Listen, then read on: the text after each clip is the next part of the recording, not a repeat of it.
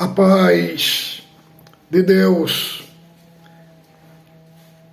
e de nosso Pai Celestial que estás no céu. Este é o canal Felisberto Moreira. O nosso compromisso aqui é um compromisso genuíno, irmãos, com as Escrituras Sagradas. Trazemos nossos temas, eles estão alinhados às Escrituras Sagradas, que é isso que aprendemos de Cristo há mais de 45 anos, 2 anos na Igreja Assembleia de Deus, Ministério de Belém, e 43 anos dentro da CCB. Nós aprendemos de Cristo na Sagrada Escritura, como a CCB, a doutrina dela é mais em tópico de ensinamento e não nas Escrituras Sagradas. Então foi necessário eu servir a Deus neste tempo todo, dentro da CCB, não em tópicos, não em tópicos, mas nas Escrituras Sagradas. Então, eu sirvo a Deus dentro da CCB, não, irmãos, nessa doutrina orais expedida por anciães, mas na doutrina expedida por Cristo e pelos apóstolos. Então, o nosso tema de hoje, irmãos, é a eleição incondicional. Porque que eu creio que a salvação só é possível através da eleição condicional. Por quê, irmão? Porque o pecado de Adão foi o cabeça da humanidade. Ele caindo, toda a humanidade caiu juntamente com ele. Todos pecaram e destituídos foram da glória de Deus. E Romanos, capítulo 3, do verso 10, o apóstolo Paulo fala que todos os homens na condição de pecadores, que se conclui, temos no qual, que vantagem? Não de forma nenhuma, pois já temos demonstrado que todos os judeus, como gregos, estão debaixo do pecado. Não há justo, nem o sequer. Não há quem entenda, não há quem busque a Deus. Todos se extraviaram e se fizeram inútil. Não há quem faça o bem. Não há nem sequer. A garganta deles são sepulcro aberto, com a língua urdem engano, veneno de víbora está debaixo do seu lábio. A boca deles tão cheia de maldade e de amargura. São seus pés velozes para derramar sangue. Nos seus caminhos há destruição e miséria. E não conheceram o caminho da paz. Não há temor de Deus diante dos seus olhos. Então, todos se tornaram inúteis, sem nenhuma condição de responder ao chamado de Deus. Quer dizer, é eleição incondicional, porque o homem não tem nenhum elemento de uma condição de se chegar a Deus. Agora vamos entender por que eleição incondicional. Por que o homem não tem nenhuma condição de se chegar a Deus. Lemos Ezequiel, capítulo, vamos ver aqui, Ezequiel, capítulo 11, do verso 19 ao 20. Vamos ver aqui o que é que o profeta coloca para nós aqui. Olha, 19. Dar-lhe-ei um coração e um espírito novo dentro deles. Tirarei da sua carne o coração de pedra e lhe darei coração de carne, para que ande dos meus estatutos e guarde os meus juízos e os execute. Serão meu povo, eu serei o seu Deus.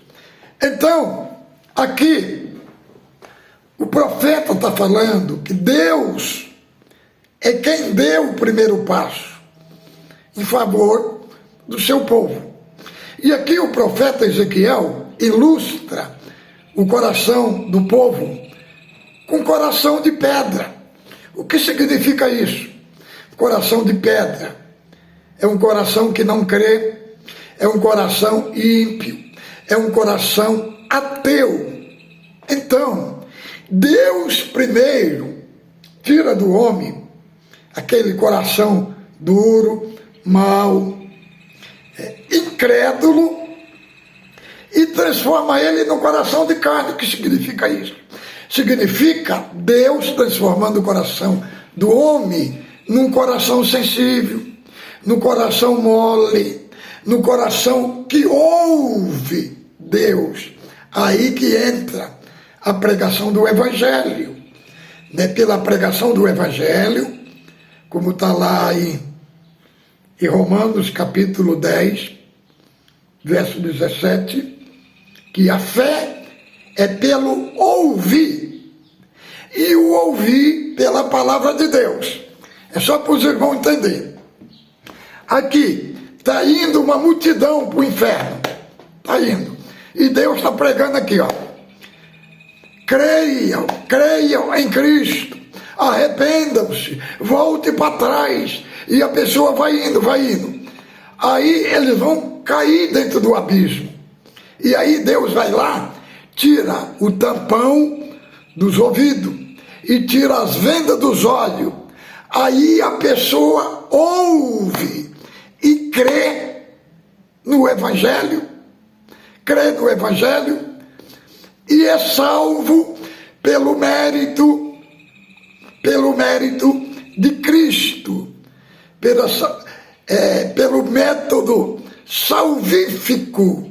A pessoa crê no Evangelho, mas para ele crer, Deus precisa tirar os tampões dos ouvidos, as vendas dos olhos, e a pessoa crê em Cristo e é salvo.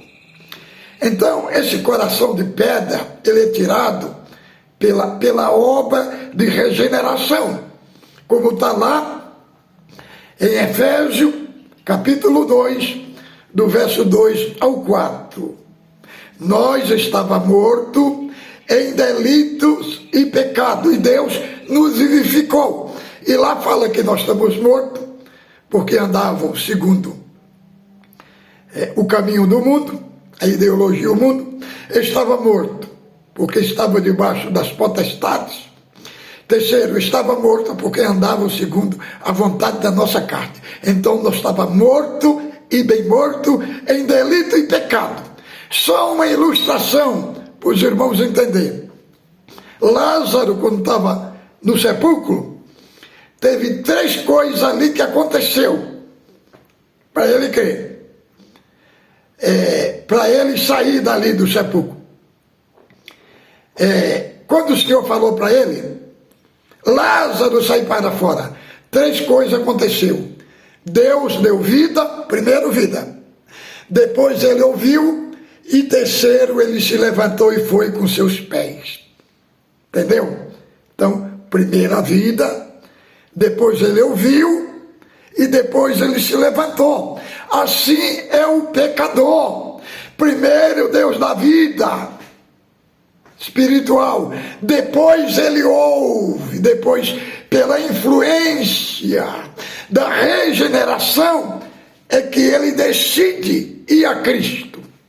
Então, aí muitos teólogos arminianos dizem que foi uma opção que ele teve, de aceitar ou de rejeitar. Mas, irmãos, no aspecto geral da Escritura não é isso. Não foi que ele teve uma opção de rejeitar ou de aceitar, de maneira nenhuma. Ele só foi porque a vida, a regeneração influenciou ele, para ele dar o primeiro passo para Cristo. Então, vamos entender aqui. Efésios, capítulo 1, de Efésios, abra aí a sua Bíblia. Vamos ler Efésios, capítulo 1, do verso 4 ao 5. Diz assim: assim como nos escolheu, assim como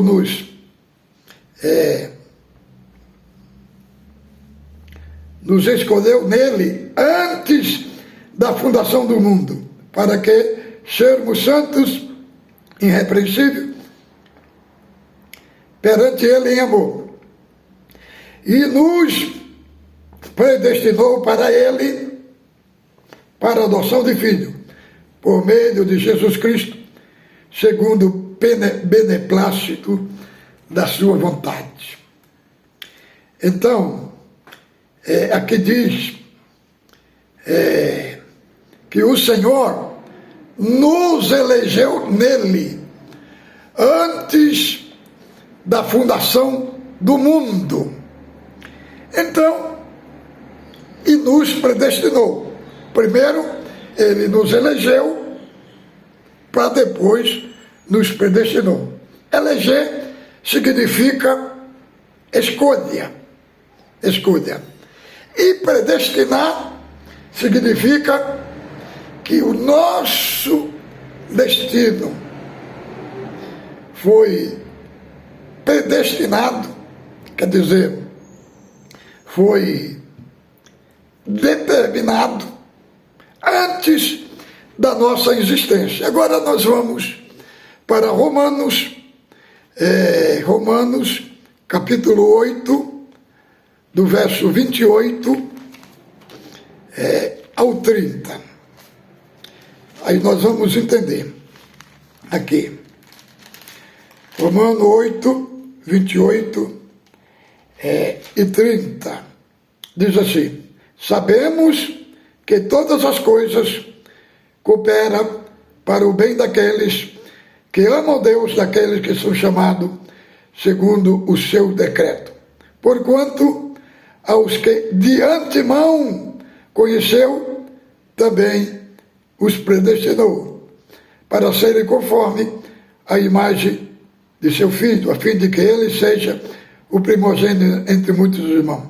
E aos que predestinou, a este também chamou, e aos que chamou, a este também justificou, e aos que justificou, a este também glorificou. Então, nós vamos entender aqui. De antemão, como diz aqui, né? Porque os que de antemão conheceu. Esta palavra, antemão, quando nós consultamos o grego, não é uma expressão para um pré-conhecimento, não. Como os arminianos enfatizam, que é um pré-conhecimento, que é os arminianos enfatizam que Deus escolheu o homem dentro de um pré-conhecimento. Isso não é verdade. Segundo eles, Deus olhou no corredor da humanidade e viu os que ia haver de crer. Irmão, então isso daí não é graça. Por quê? Se ele viu algo de bom no homem, então isso daí não é graça. Irmão, como nós lemos aqui o texto, Romanos 3:10. Não havia nenhum bem no homem, nenhum que buscasse a Deus, todos estavam depravados. Não havia nem um bem no homem, nenhum sequer, não havia. Então, aí é uma contradição. Eles dizem que os calvinistas têm duas predestinações. Predestinação dupla. Para o inferno e para o céu. Mas eles também aqui confirmam uma predestinação dupla. Porque se ele viu os que iam crer, viu também os que não iam haver de crer, irmão. Então é a mesma coisa. Então, veja a contradição. Como é que Deus criou a história? O mesmo Deus que criou a história vai consultar a história, irmão. Irmão, isso é uma coisa absurda. Então, os termos gregos de antemão aí é o mesmo que está lá em 1 Pedro 1:20. Vamos ver 1 Pedro 1:20. O que diz? Esta expressão do que significa antemão. 1 Pedro, abra aí a sua Bíblia, 1:20. Pedro, capítulo 1, verso 20. Que é a mesma expressão do termo grego do que está escrito Romanos 8:21, que conheceu de antemão. Vamos ver aqui, ó. Vamos ver de 19. 1 Pedro 1, verso 19. Vamos ler do 18. Sabendo que não foi mediante coisas corruptíveis, como prata ou ouro, que foste resgatado do vosso fútil procedimento que vossos pais vos legaram, mas pelo precioso sangue, como de um cordeiro, sem defeito e sem mácula, e o sangue de Cristo, conhecido com efeito antes da fundação do mundo, porém manifestado a fim dos tempos por amor de nós. Então, o antemão, expressão conhecido de antemão, vai além da história. Antes da fundação do mundo, antes da criação, antes de Deus ter criado a história. É o mesmo verbo grego aplicado, Romanos 8:29, é aplicado aqui. E aplicado também no texto de 2 Pedro 3:17.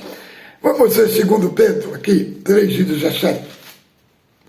O que a Escritura diz para nós? 3 de 2 Pedro 3:17. Vamos ver o que a Escritura diz aqui para nós.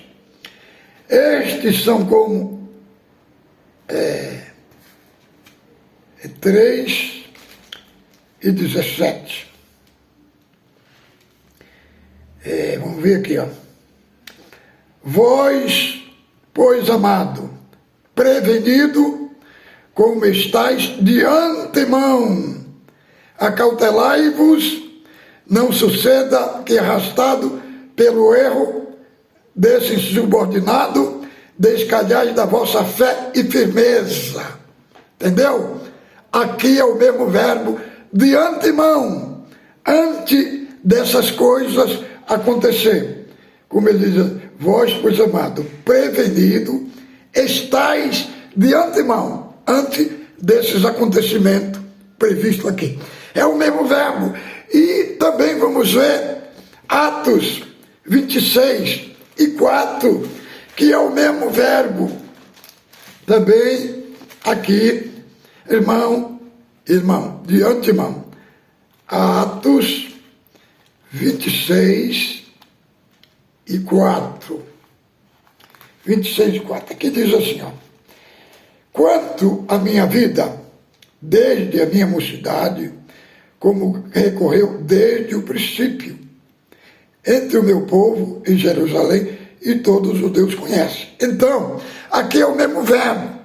Ele está falando do acontecimento dele. Paulo estava preso, né? Ele está falando que os judeus conheciam eles, não era só daquela hora, mas era antes daquela hora, desde o princípio. Aqui, o verbo aqui é um verbo de antemão, antes de eles conhecer ele ali naquele presente. Então, ele ilustra ao passado. Então, vamos entender aqui, esse antemão nos remete antes de Deus ter criado a história, antes de Deus ter criado os homens, ele já conhecia, porque ele é onisciente. Ele não precisa criar a história para depois ele conhecer. Isso daí é uma coisa absurda. E outra coisa, os arminianos falam que a predestinação que é uma predestinação fatalista e predeterminista, como que se Deus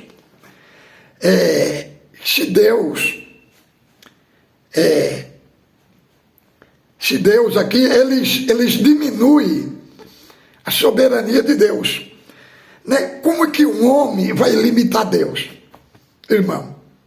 Vai limitar Deus, vai colocar limite em Deus, irmão.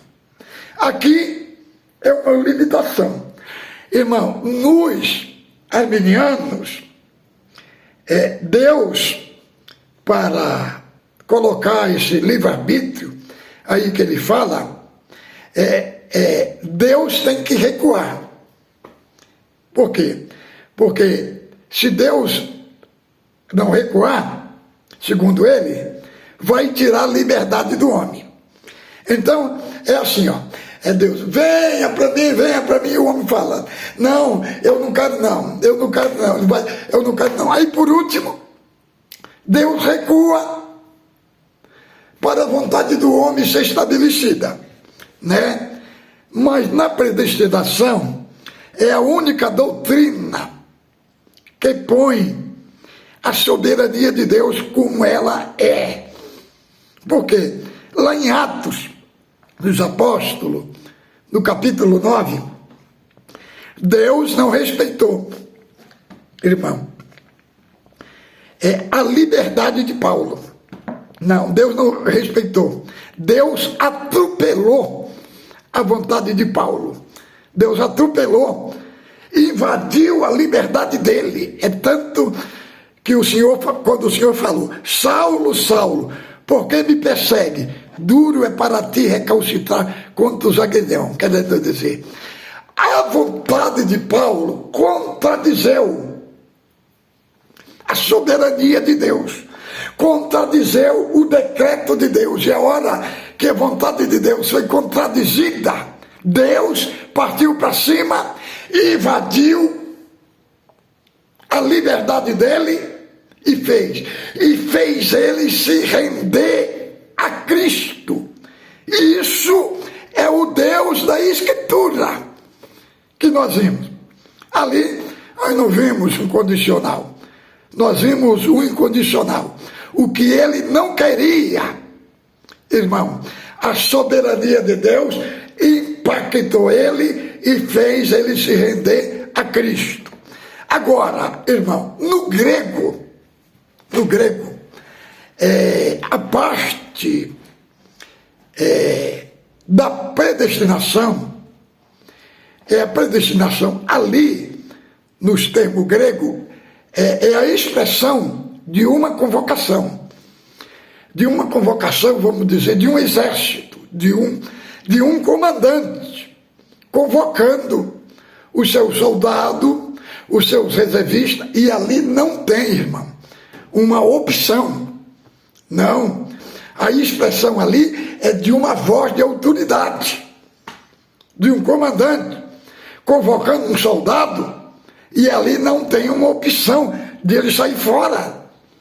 A convocação que Deus fez na Bíblia para os profetas, para o povo de Deus, não teve uma opção de rejeitar. Eles tiveram que comparecer. Então, na convocação da predestinação, não tem a participação do homem. É por isso que os que predestinou, ele chamou. O chamado já vem com uma influência de Deus por trás. É por causa disso que o homem dá o primeiro passo para Deus, porque tem a autoridade de Deus por detrás do chamado para ele vir. Aí não tem uma segunda opção de crer ou de deixar de não crer. Veja bem, o caminho dos predestinados é estreito. Todos que estão lá, Deus não perde um. O caminho desta presciência arminiana está cheio da humanidade lá. Só que muitos de lá vão para o inferno. Entendeu, irmão? Então, irmão, por isso que os predestinou, Deus os chamou. Então eles usam uma expressão da dupla predestinação. Isso daí é uma grande mentira dos arminianos, que não existe dupla predestinação. O que acontece é o seguinte: os que vão para o inferno, eles vão com próprios pés, porque não ouviram a voz do Evangelho, resistiram à pregação do Evangelho. Então eles vão para o inferno com próprios pés. E Deus não manipula ninguém. Como eles dizem que a pregação da predestinação, Deus faz do homem um robô. Não, isso não é verdade, irmão. Não é verdade, porque na predestinação, o Espírito Santo não tira a liberdade de ninguém, no sentido da pregação. Todos são livres. O problema é que na predestinação, quem convence o homem do pecado é o Espírito Santo. Ele vai falando e a pessoa vem. O Espírito Santo, ele traz uma voz de carinho, de amor, de ternura, e aí vai convencendo o homem, e o homem vai se rendendo a Deus até chegar a hora do chamado pleno e genuíno do Espírito Santo. Então, a predestinação, ela começa na eleição, na escolha, predestinação, no chamado, na justificação, e o último passo é a glorificação. A salvação é um processo. O que Paulo está mostrando aqui, no capítulo 8, do verso 28 ao 30, ele está mostrando aqui da perspectiva na ótica de Deus. Na ótica de Deus, todas as coisas estão concretizadas. Mas na ótica do homem, não, irmão. Só vai concretizar lá na glorificação, né? A justificação acontece fora do homem. Acontece no tribunal de Deus, no tribunal judicial de Deus. Agora, a santificação acontece dentro de nós. Por isso, eles dizem aí no Braz que a predestinação, segundo nós entendemos, é uma predestinação fácil, que dá liberdade para a pessoa pecar. E não é isso, irmão. Isso é uma mentira, de maneira nenhuma.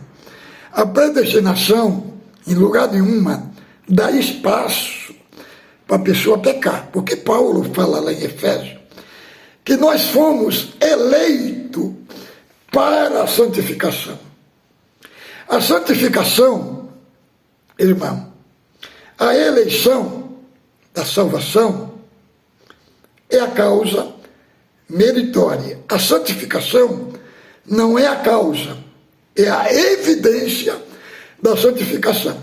Um salvo, se ele andar no pecado, é a evidência que ele nunca foi salvo, que ele está perdido.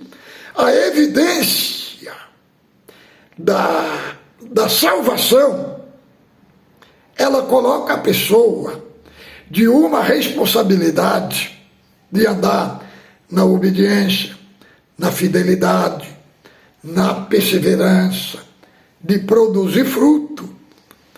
Se naquele que diz que foi salvo não tiver esses componentes que eu estou falando aqui, verdadeiramente ele é um perdido. Ele nunca foi salvo. Então, Deus elegeu e depois predestinou, depois conheceu, predestinou, chamou, justificou e glorificou. Então, irmão, a eleição condicional é a parte mais genuína da doutrina da salvação. Vejamos bem, Abraão, lá no capítulo 15 de Gênesis, Deus faz uma aliança com ele incondicional. A aliança ali está se referindo à salvação. Que Abraão, nós somos filhos de Abraão pela fé.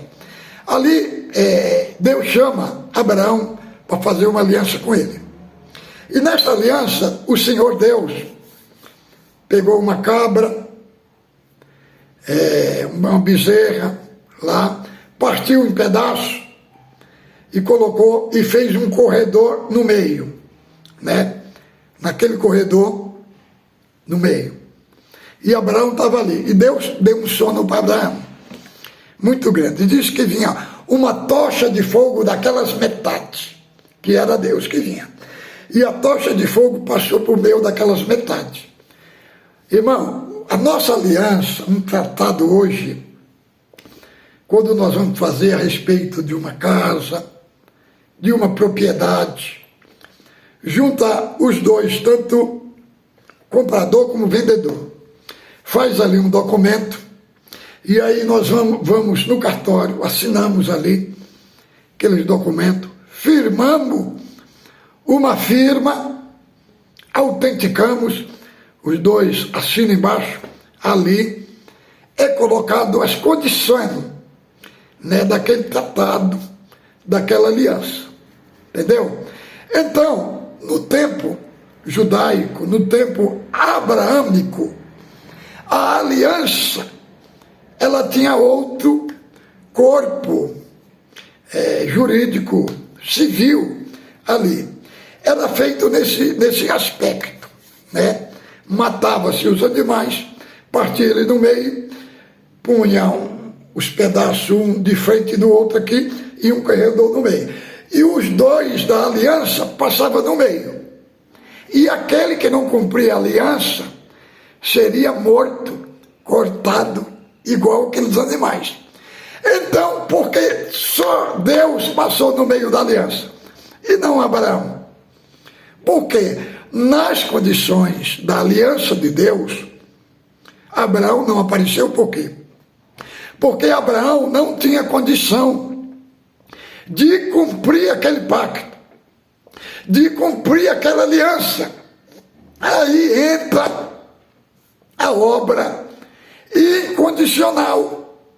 É a mesma situação de Jacó.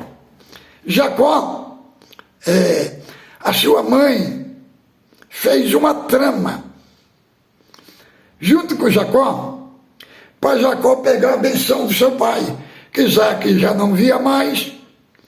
Ela mandou ele vestir as roupas de gala de Esaú, e quando o pai chamou para abençoar, que tinha falado para Esaú e pegar uma caça no campo, né, para trazer para que ele abençoe, quando Jacó chegou diante de Esaú, diante de Isaac, Isaac perguntou: quem és tu? Eu sou teu filho, Esaú.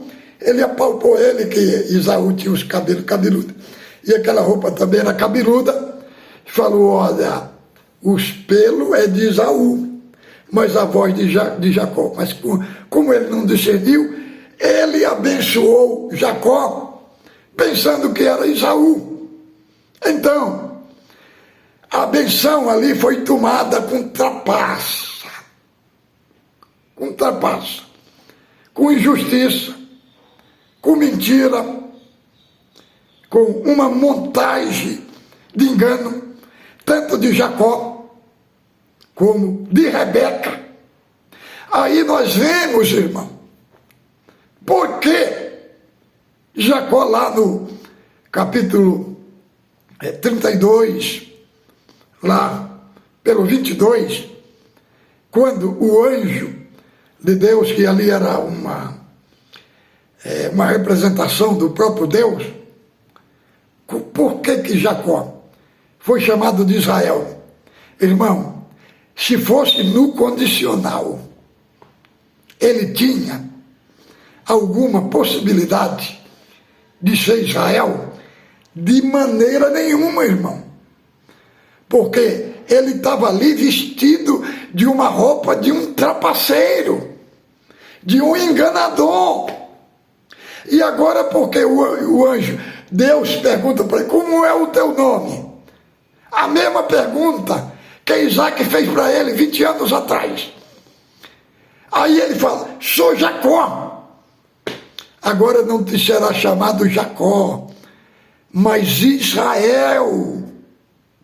Agora, o que estava ali, irmão, era o conceito da graça, era o conceito da eleição incondicional, porque ele estava com roupa de um mentiroso, de um enganador, de um bandido, de um trapaceiro. E porque as condições de mentira Deus não colocou em frente, porque entrou a obra incondicional. E sobre estas partes, Paulo enfatiza lá em Gálatas, em 3 de Gálatas. Ele constrói a doutrina da eleição incondicional em cima destes textos aí, de 15, de Gênesis, de Abraão, e mostrando a salvação pelo viés incondicional. Agora, as partes que os arminianos põem do condicional, quando nós fazemos uma análise séria das Escrituras, irmão, esse análise aí, arminianismo, não resiste, irmão, porque nós temos que fazer uma análise, não um só texto, nós temos que ver o que a Escritura diz. E o que nós encontramos na Escritura é a salvação pela eleição condicional.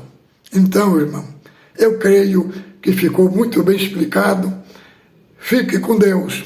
Lembrando da nossa escola bíblica, irmão, será o primeiro ensino bíblico, será domingo às 16 horas, disponibilizando para os que se inscreveram no grupo.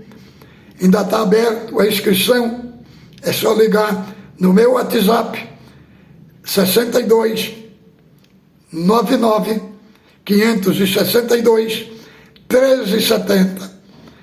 me adicione, que eu te incluo lá, te inscrevo no nosso grupo de estudo bíblico das Sagradas Escrituras. Irmão, aqueles muitos irmãos que estão saindo da congregação e indo para as outras igrejas históricas, antes de ir, irmão, não faça nada precipitadamente. Participe primeiro do nosso estudo bíblico. Porque eu mesmo ensino que os irmãos vão encontrar nas igrejas históricas, nós também vamos dar aqui dentro da CCB. Embora muitos irmãos anciães estão ensinando nos grupos, ensinando nas igrejas que não é para participar do ensino bíblico, eles estão combatendo contra eles mesmos, irmão. Porque nós estamos aqui tentando segurar o povo e eles mesmos estão nos tratando como se fossem opositores, né? Eles mesmos, porque os tolos são acima. Ele chuta aqueles que tentam ajudar eles, entendeu? Ele chuta. Isso é a cabeça de um tolo. Mas vamos à frente. Fique com Deus, a paz de Deus com todos.